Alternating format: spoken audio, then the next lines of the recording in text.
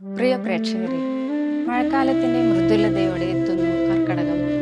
നമ്മുടെ പൈതൃകത്തെയും ഭക്തിയെയും ആരോഗ്യ പരിപാലനത്തെയും ഒരുമിച്ച് ചേർത്തു നടക്കുന്ന ഒരു മാസം. ഭൂമിയുടെ ഭ്രമണപഥത്തിനനുസരിച്ച് സൂര്യൻ ദിശ മാറ്റുമ്പോൾ ആരംഭിക്കുന്നു ദക്ഷിണായനം. ഇതാണ് കർക്കടക മാസത്തിൻ്റെ തുടക്കം. കർക്കടകം 1 ഇത് ജൂലൈ ഓഗസ്റ്റ് മാസങ്ങൾക്ക് ഇടയിലാണ് വരുന്നത്.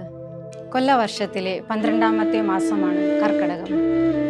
കാർഷികവുമായും സാമ്പത്തികവുമായ ദൗർലഭ്യങ്ങളാൽ പഞ്ഞമാസം എന്നും വിശേഷിപ്പിക്കപ്പെടുന്നു.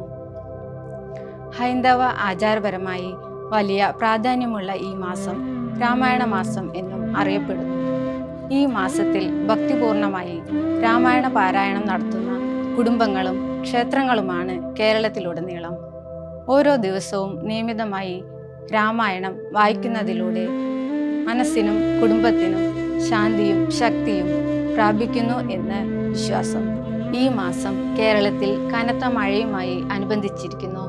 പലപ്പോഴും അനിയന്ത്രിതമായ മഴ കാരണം കള്ളക്കർക്കടകം എന്നൊരു പേരിൽ ഈ മാസം അറിയപ്പെടുന്നു. ഇതേ തുടർന്ന് മഴക്കാല രോഗങ്ങൾക്കും ജാഗ്രതകൾക്കും ഈ മാസം പ്രാധാന്യം ലഭിക്കുന്നു. കർക്കടകം ആരോഗ്യ പരിപാലനത്തിന് ഏറ്റവും അനുയോജ്യമായ മാസമായി കണക്കാക്കപ്പെടുന്നു. മൺവെട്ടിയായ ഭൂമി, തണുത്ത അന്തരീക്ഷം ശരീരത്തെ സുഖചികിത്സയ്ക്കായി തയ്യാറാക്കുന്നു. ഈ മാസത്തിൽ മലയാളികൾ ഉഷ്ണതയും ഔഷധ ഗുണവുമുള്ള കർക്കടക കഞ്ഞി പതിവായി കഴിക്കാറുണ്ട്. കറുക, തുളസി, മുക്കുറ്റി പോലുള്ള ഔഷധ സസ്യങ്ങൾ ചേർത്താണ് കഞ്ഞി തയ്യാറാക്കുന്നത്. പല വീടുകളിലും ഈ കഞ്ഞി ഭക്ഷണത്തിൻ്റെ ഭാഗമായിരിക്കും. കർക്കടക മാസത്തിൽ സ്ത്രീകൾ ദശപുഷ്പം ചൂടുന്നത് ഒരു പാരമ്പര്യമായി തുടരുന്നു.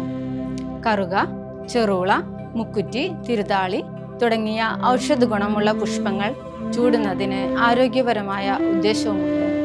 ഇതോടൊപ്പം മൈലാഞ്ചി അരയ്ക്കുന്ന പാരമ്പര്യവും ഈ മാസത്തിൽ കൂടുതലാണ്. കനത്ത മഴയിൽ കാലിലും കൈയിലും സംഭവിക്കാവുന്ന അണുബാധയ്ക്ക് പ്രതിരോധം നൽകുന്നതാണ് മൈലാഞ്ചിയുടെ ഗുണം. കർക്കിടകത്തിലെ ആദ്യ വെള്ളിയാഴ്ച 38 വെള്ളി മൈലാഞ്ചി ഇടുന്നത് മഹാലക്ഷ്മി പ്രീതിക്കാണെന്ന് വിശ്വാസം. കർക്കടക മാസത്തിൽ നടത്തുന്ന മഹത്വപ്പെട്ട തീർത്ഥയാത്രയാണു നാലമ്പല ദർശനം. ശ്രീരാമൻ, ഭരതൻ, ലക്ഷ്മണൻ, ശത്രുഘ്നൻ, ദശരഥ പുത്രന്മാർക്കായി നിക്ഷേപിച്ച ക്ഷേത്രങ്ങളിലാണ് ഈ തീർത്ഥാടനം.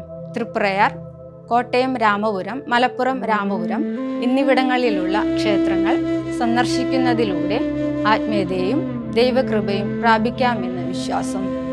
കർക്കടക വാവ് ദിവസം പിതൃതർപ്പണം നടത്തുന്നത് നമ്മുടെ പാരമ്പര്യത്തിലെ പ്രധാന ആചാരമാണ്. മരിച്ചുപോയ പിതാക്കൾക്ക് ആത്മശാന്തി പ്രാപിക്കാനായി ബലി സമർപ്പിക്കുന്നതാണ് ഈ ദിനാചരണത്തിൻ്റെ ലക്ഷ്യം. അമാവാസി ദിവസം രാവിലെ ശുദ്ധജലത്തിൽ കുളിച്ച് ഈറനായി എള്ളും പൂവും ഉണക്കലരിയും ചേർന്ന പുഷ്പദ്രവ്യങ്ങളാൽ ബലി ചെയ്യുന്നു. വരും ദിവസങ്ങളിൽ നമുക്ക് അവ പരിശോധിക്കാം. ഈ കർക്കിടക മാസം എല്ലാവർക്കും ഭക്തി നിർഭരമാകട്ടെ.